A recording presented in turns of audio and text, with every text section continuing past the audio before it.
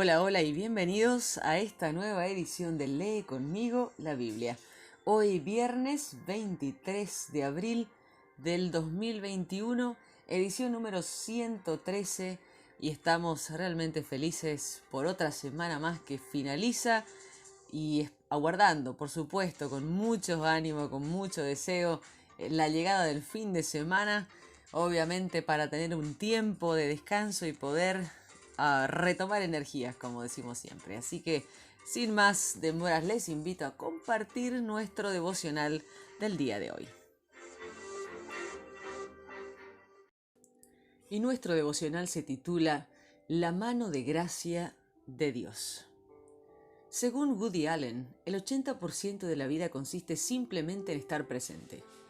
Una gran parte de la vida es simplemente un conjunto de circunstancias en las que nos encontramos, es decir, cosas que nos suceden. Por ejemplo, nuestros padres, nuestro diseño genético, el tiempo, gran parte de nuestra educación y nuestro gobierno son cosas que experimentamos como cosas que nos están pasando. En la gramática griega, todas estas cosas se expresan en lo que se llama la voz pasiva. Pero también hacemos que sucedan cosas. Cuando iniciamos una acción y hacemos algo, esto se expresa mediante la voz activa. Pero la gramática griega tiene también una tercera voz, la llamada voz media, la cual no es ni del todo activa ni del todo pasiva. Cuando uso la voz media, estoy participando de los resultados de una acción. La oración tiene lugar en la voz media. La oración no puede estar en voz activa porque no es una acción que yo controle. Controlar la oración sería seguir el concepto pagano de la misma, hacer que los dioses realicen lo que les mandamos mediante encantos y rituales. La oración tampoco está en voz pasiva, pues no estoy pasivamente bajo la voluntad impersonal predestinada de los dioses o de las diosas. En la oración cristiana me adentro en una acción que ha sido comenzada por otro, que es mi Señor, Creador y Salvador, y es entonces cuando me encuentro participando en los resultados de su acción de gracia. En un sentido, la oración es el todo de la vida cristiana. Acogemos la mano de la gracia de Dios en nuestra vida y participamos en lo que Él está haciendo en el mundo. Dios te hace parte de sus planes. Por supuesto, Él podría hacer todo por su cuenta, pero elige implicarte. Te da libertad y aún así sigue teniendo el control de las cosas. En el Salmo 50, versos 1 al 15, leemos acerca de que Dios te librará. ¿Estás experimentando problemas en tu vida? ¿Alguna situación laboral? ¿Una relación? ¿Temas de salud? ¿O dificultades económicas? Dios tiene el control absoluto de su universo. Habla el Señor, el Dios de dioses, convoca a la tierra del oriente a occidente. Todo es propiedad suya. Por más que luchemos y nos debatamos por nuestra pequeña esquinita y nuestras posesiones, a fin de cuentas, Dios es propietario de todo. Míos son los animales del bosque y mío también el ganado de los cerros, dice el verso 10. Él no depende de los seres humanos. Si yo tuviera hambre, no te lo diría, pues mío es el mundo y todo lo que contiene. Con todo Él te da, por gracia, un papel a desempeñar en su obra. Da gracias a Dios. Ofrece a Dios sacrificio de acción de gracias, dice el verso 14. Invoca a Dios. Invócame en el día de tu angustia, verso 15. Honra a Dios. Yo te libraré y tú me honrarás, dice también la última parte de este verso 15. Me he acordado del Salmo 50 en una multitud de ocasiones. He invocado al Señor en el día de la angustia. Y es sorprendente mirar atrás y ver cuántas veces me ha librado su mano misericordiosa. Lucas capítulo 22 nos enseña: tus oraciones marcan la diferencia. ¿Alguna vez sientes la tentación de compararte con otras personas? Da mucho ánimo ver que los discípulos de Jesús tuvieron muchos de los mismos problemas que nosotros. Se dan disputas entre ellos acerca de cuál acabará siendo el mayor. Compararnos con los demás siempre es una tentación que lleva o bien al orgullo, si creemos que nos va mejor, o a la envidia y la inseguridad si pensamos que nos va peor. Jesús subraya que los valores del reino son el extremo opuesto a los del mundo. Los reyes de las naciones oprimen a sus súbditos y los que ejercen autoridad sobre ellos se llaman a sí mismos benefactores. No sea así entre ustedes. Al contrario, el mayor debe comportarse como el menor y el que manda como el que sirve. Porque ¿quién es más importante? ¿El que está a la mesa o el que sirve? ¿No es el que está sentado a la mesa? Sin embargo, yo estoy entre ustedes como uno que sirve. Esto lo leemos en los versos 25 al 27. Cuando vemos los papeles desempeñados por cada una de las personas protagonistas de este drama, vemos una vez más que la Biblia enseña tanto la predestinación, o sea, lo que Dios tiene planeado por adelantado, como el libre albedrío. Este es el misterio guardado en las Escrituras, en la tensión entre ambos, y tenemos razón al sospechar cuando cualquier sistema humano intenta explicar las cosas de una manera o de otra. En este pasaje vemos 3 ejemplos de cómo opera esta tensión en la práctica. Número 1. Empecemos por Judas. Aquí tenemos una descripción terrible de cómo funciona el mal. Judas es uno de los 2 elegidos de Jesús, a pesar de lo cual Satanás entra dentro de él. Lo leemos en el verso 3. Jesús declara que todo lo sucedido con él ya se sabía antes y estaba predestinado. A la verdad del Hijo del Hombre se irá según está decretado, dice el verso 22. Pero el hecho de que se supiera de antemano y estuviera predestinado no absuelve a Judas de la responsabilidad, pero ay de aquel que lo traiciona. La paradoja es que, aunque está decretado, Judas es un agente libre cuyo albedrío participó. Cuando le fue ofrecido dinero por traicionar a Jesús, Judas aceptó y comenzó a buscar una oportunidad para entregarles a Jesús cuando no hubiera gente. Segundo ejemplo, Simón Pedro. El mismo Satanás que entró en Judas quería zarandear a Pedro como a trigo. Lo vemos en el verso 31. Pedro estaba muy confiado en que no defraudaría a Jesús. Señor, estoy dispuesto a ir contigo tanto a la cárcel como a la muerte, lo dijo en el verso 33. Jesús sabía que Pedro le fallaría. Pedro, te digo que hoy mismo, antes que cante el gallo 3 veces, negarás que me conoces. Pero en última instancia su fe no desfalleció. Jesús dijo, pero yo he orado por ti, para que tu fe no falle. Esto muestra cómo, en medio de la extraordinaria paradoja de la predestinación y el libre albedrío, la oración en verdad cambia las cosas. El por qué y el cómo funciona es algo que puede que nunca entendamos. Pero el ejemplo de Jesús muestra que cuentan, que tus oraciones tienen un impacto y que marcan la diferencia. Tercer ejemplo, Jesús. Fundamentalmente vemos esta paradoja en la predestinación y el libre albedrío en la muerte y resurrección de Jesús. Él dice, el Hijo del Hombre se irá según está establecido, decretado en el verso 22. Y añade, porque les digo que tiene que cumplirse en mí aquello que está escrito. Y fue contado entre los transgresores. En efecto, lo que se ha escrito de mí se está cumpliendo. No puede haber una afirmación mayor que esta, diciendo que la muerte de Jesús estaba preordenada, preplaneada y predestinada. Así Jesús fue voluntariamente a su muerte. Él eligió morir. Dios dio su cuerpo por nosotros.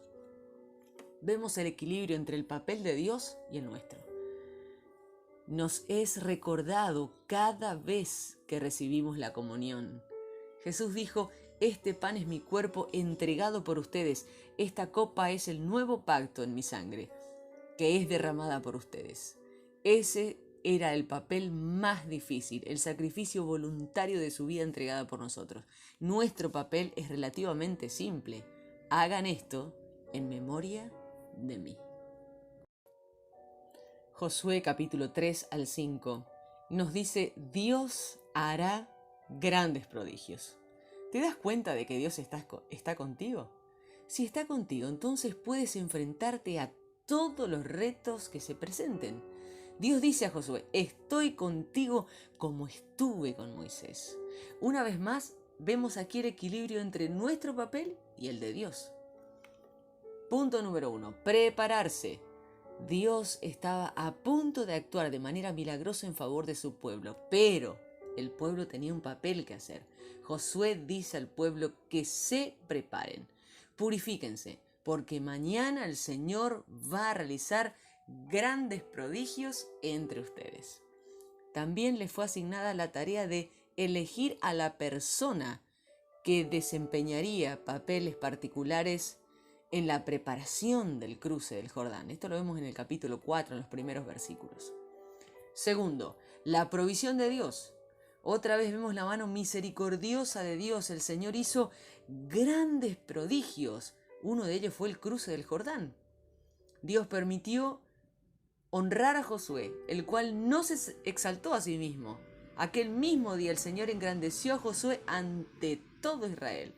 Él proveyó las necesidades de su pueblo. Desde ese momento dejó de caer el maná y durante todo ese año el pueblo se alimentó de los frutos de la tierra. Dios proveyó lo que necesitaban y ni un ápice más. Esto los protegió del sentimiento de seguridad material y autosuficiencia y quizás de no confiar en Dios. Tu seguridad y confianza deben apoyarse solamente en Dios. Siempre ha provisto lo suficiente, ni un ápice más. Iniciamos nuestra lectura en el libro de Salmos 50, versos 1 al 15. El Señor, el Dios de dioses, ha hablado. Él ha llamado de oriente a occidente a todos los habitantes de la tierra. Dios resplandece desde Sión, el monte de perfecta hermosura. Nuestro Dios viene y no lo hace en silencio. Hay un fuego destructor delante de él y a su alrededor se escucha una fuerte tormenta. Dios le pide al cielo y a la tierra que sean testigos cuando venga a juzgar a su gente. Mi pueblo fiel, reúnase a mi alrededor. Ustedes que hicieron un pacto conmigo ofreciendo un sacrificio. Los cielos proclaman que Dios es un juez justo. Pueblo mío, Israel, escúchame. Yo presento mi caso ante ti. Yo soy Dios, tu Dios. No me quejo de las ofrendas y sacrificios que me ofreces continuamente. No te voy a pedir novillos de tu ganado, ni machos cabríos de tus corrales, ya que soy el dueño de todos los animales del bosque y del ganado que está en 1000 montes. Yo conozco a todas las aves que habitan en las montañas, y son míos todos los animales que se mueven en el campo. Si tuviera hambre, no te lo diría, porque soy el dueño del mundo y de todo lo que hay en él. ¿Acaso me alimento yo de carne de toros o bebo sangre de los machos cabríos? Así que haz una ofrenda de agradecimiento a Dios y cumple lo que le has prometido. Llámame cuando estés angustiado y yo te rescataré y tú me honrarás. Lucas capítulo 22, versos 1 al 38. Se acercaba ya la fiesta de los panes sin levadura, conocida como la Pascua. Los jefes de los sacerdotes y los maestros de la ley estaban buscando cómo matar a Jesús porque le tenían miedo al pueblo. Entonces Satanás entró en Judas Iscariote, uno de los 12 apóstoles. Judas fue y habló con los jefes de los sacerdotes y los capitanes de la guardia del templo sobre cómo podía entregarles a Jesús. Ellos se alegraron y le prometieron dinero a cambio. Judas se comprometió y entonces empezó a buscar la oportunidad que no hubiera gente cerca para poder entregarlo. Llegó el día de la fiesta de los panes sin levadura, cuando se sacrificaba el cordero para la Pascua. Jesús envió a Pedro y a Juan diciéndoles: vayan y preparen la cena de la Pascua para que podamos cenar. Ellos le dijeron a Jesús: ¿en dónde quieres que la preparemos? Él les dijo: cuando entren a la ciudad encontrarán a un hombre llevando un cántaro de agua. Síganlo a la casa donde entre y díganle al dueño: el maestro pregunta, ¿dónde está el cuarto donde voy a comer la Pascua con mis seguidores? Entonces el dueño le mostrará un cuarto grande en el piso de arriba, ya arreglado. Preparen la cena allí. Entonces Pedro y Juan se fueron allá y encontraron todo tal como Jesús les había dicho, y prepararon la cena de la Pascua. Cuando llegó la hora de la cena, Jesús y los apóstoles estaban en la mesa. Jesús les dijo: tenía muchas ganas de celebrar esta cena de Pascua con ustedes antes de padecer. Pues yo les digo que no volveré a celebrar otra cena de Pascua hasta que se dé el verdadero significado en el reino de Dios. Entonces Jesús tomó una copa, dio gracias a Dios y dijo: tomen esta copa y compártanla a todos. Les digo que no volveré a beber vino hasta que el reino de Dios esté aquí. Entonces Jesús tomó pan, dio gracias a Dios, lo partió y se lo dio a los apóstoles y dijo: este pan es mi cuerpo, que doy por ustedes. Cómanlo como recordatorio. De la misma manera, después de la cena, tomó la copa y dijo: esta copa es mi sangre, que es derramada por ustedes, y establece el nuevo pacto. Pero escuchen, uno de ustedes se volverá contra mí. Su mano está al lado de la mía en la mesa. Es cierto que el Hijo del Hombre cumplirá lo que Dios planeó, pero pobre de aquel que lo traiciona. Entonces empezaron a preguntar entre ellos: ¿quién de nosotros haría eso? Más tarde los apóstoles empezaron a discutir acerca de quién era el más importante entre ellos. Pero Jesús les dijo: los reyes de las naciones ejercen dominio sobre su pueblo, y los hombres que tienen mucha autoridad sobre otros hacen que los llamen grandes benefactores del pueblo. Pero ustedes no sean como ellos. El mayor debe hacerse como el menor, y el que manda debe hacerse como el que sirve. ¿Quién es más importante? ¿El que está en la mesa comiendo o el que está sirviendo? Ustedes piensan que el que está a la mesa es el más importante, pero yo soy como un siervo entre ustedes.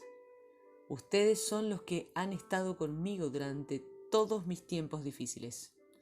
Mi Padre me dio un reino y yo les doy también la autoridad para reinar conmigo, para que ustedes coman y beban a la mesa de ese reino y se sienten en tronos a juzgar a las 12 tribus de Israel. Simón, Simón, mira que Satanás ha pedido sacudiros a ustedes como un campesino sacude la paja de los granos de trigo. Pero he orado para que no pierdas tu fe. Cuando vuelvas a mí, ayuda a tus hermanos a ser más fuertes. Pero Simón dijo: Señor, estoy listo para ir contigo a la cárcel, hasta estoy dispuesto a morir por ti. Pero Jesús dijo: Pedro, antes de que el gallo cante esta noche, me negarás 3 veces. Entonces Jesús le dijo a sus seguidores: cuando los envié sin dinero, ni provisiones, ni sandalias, ¿les hizo falta algo? Ellos dijeron: no, nada. Jesús les dijo: pero ahora, si tienen provisiones o dinero, llévenlos con ustedes. Si no tienen espada, vendan su manto y compren una, pues les digo que esta escritura debe cumplirse en mí. La gente lo consideraba un criminal. Esta escritura debe cumplirse en mí. Fue escrita sobre mí y está sucediendo ahora. Los seguidores dijeron: mira, Señor, aquí hay 2 espadas. Jesús les dijo: basta ya. Libro de Josué, capítulo 3. A la mañana siguiente Josué y todos los israelitas se levantaron temprano Trasladaron el campamento desde Acacias hasta la orilla del río Jordán y acamparon allí sin cruzar el río. Después de 3 días, los jefes pasaron por el campamento, dándole a la gente la siguiente orden: levántense y marchen detrás del cofre del pacto del Señor, su Dios, cuando lo vean cargando por los sacerdotes y levitas, pero no se acerquen a menos de 1 kilómetro de distancia del cofre, aunque sin perderlo de vista, para que así sepan qué camino seguir, ya que ustedes nunca antes han pasado por aquí. Entonces Josué dijo al pueblo: purifíquense, porque mañana el Señor hará un gran milagro entre ustedes. Luego les dijo a los sacerdotes: levanten el cofre del pacto y colóquense delante del pueblo. Así que ellos levantaron el cofre del pacto y caminaron delante de la gente.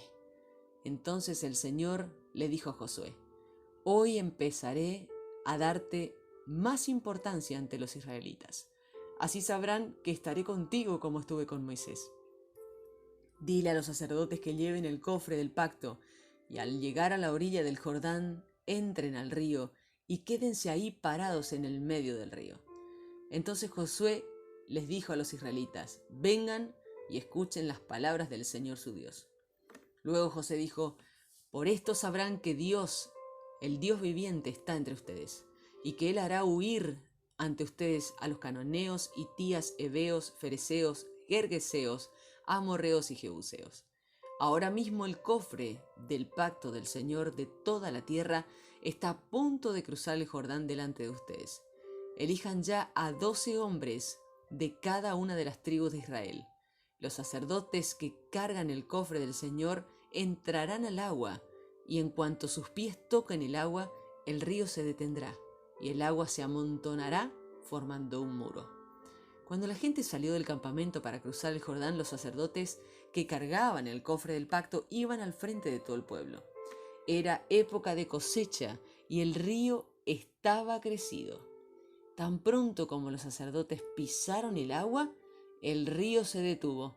El agua se amontonó formando un embalse que quedaba lejos de allí, cerca de Zaretán. También el agua que baja hasta el mar Muerto se detuvo completamente. La gente pudo cruzar el río frente a la ciudad de Jericó. El pueblo cruzaba pisando tierra seca, en tanto que los sacerdotes que cargaban el cofre del pacto del Señor se detuvieron ahí mismo en tierra seca, en medio del Jordán, hasta que toda la gente cruzó el río. Josué capítulo 4.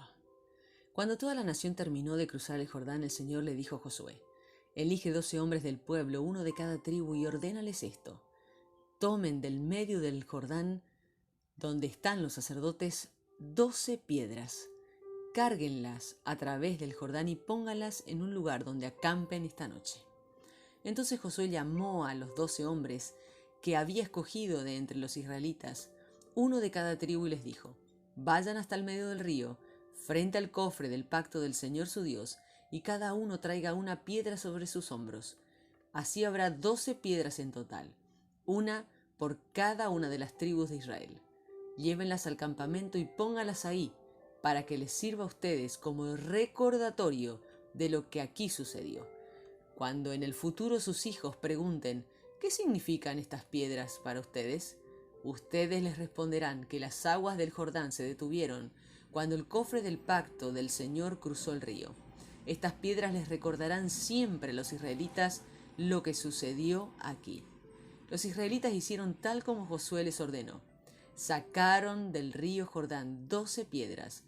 Cada uno de los 12 hombres escogidos de entre las 12 tribus de Israel cargó una piedra.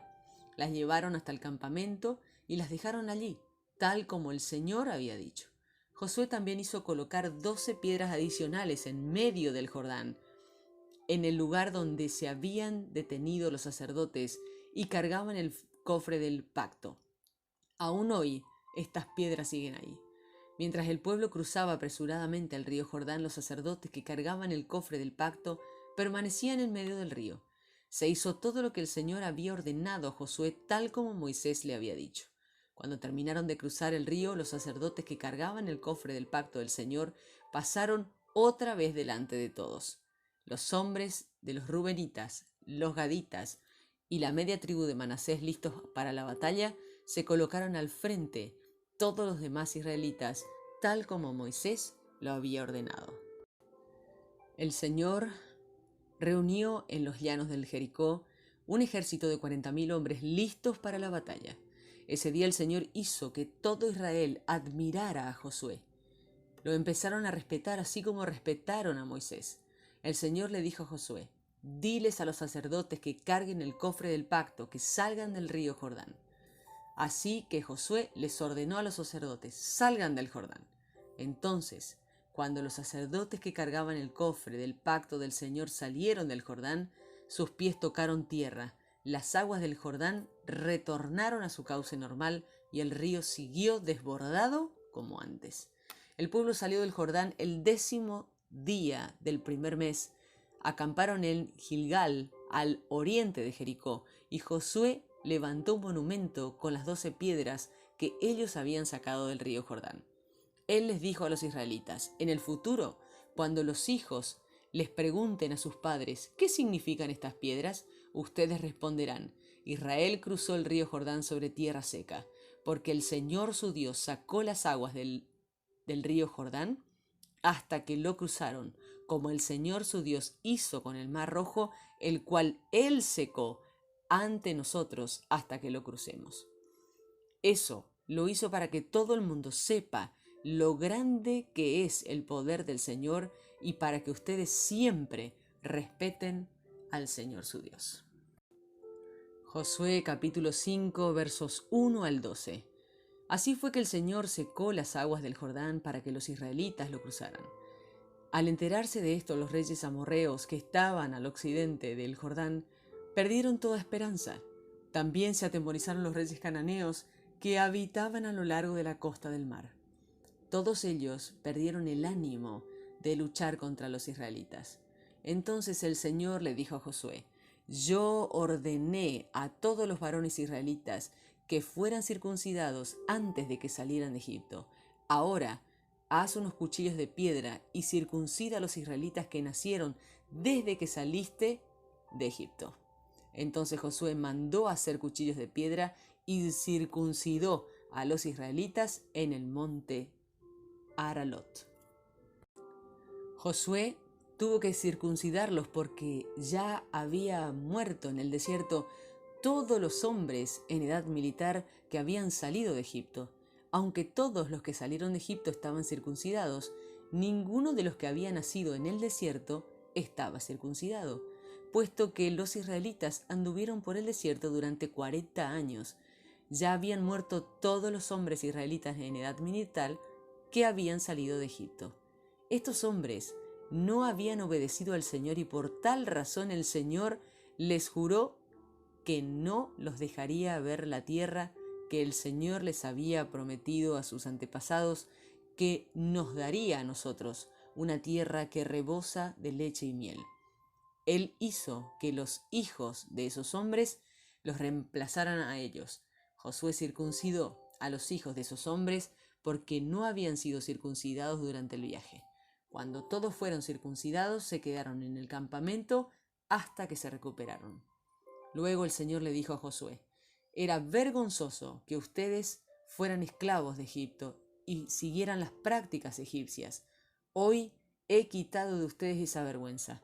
Por eso, ese lugar se llama Gilgal, hasta el día de hoy. Mientras acampaban en Gilgal, en los llanos de Jericó, los israelitas celebraron la Pascua en la noche del día 14 del mes. El día después de la Pascua empezaron a alimentarse de los productos de la tierra, pan sin levadura y grano tostado. Desde ese mismo día el maná dejó de aparecer y durante todo ese año los israelitas se alimentaron de lo que producía la tierra de Canaán. Hemos finalizado así nuestra lectura del día de hoy y te invito a compartir esta palabra de oración. Señor, gracias por todas tus maravillosas respuestas a la oración. Señor, te invoco una vez más para que me libres de tantas cosas que me hacen daño y de los peligros de cada día. Señor, gracias por haber hecho todo por mí. Gracias porque diste tu cuerpo y derramaste tu sangre por mí. Gracias por tu mano misericordiosa en mi vida. Señor, gracias por la manera tan prodigiosa en la que me haces parte de tus planes. Hoy me consagro a ti. Gracias por las promesas de que harás grandes prodigios en mí y proveerás todas mis necesidades. Amén.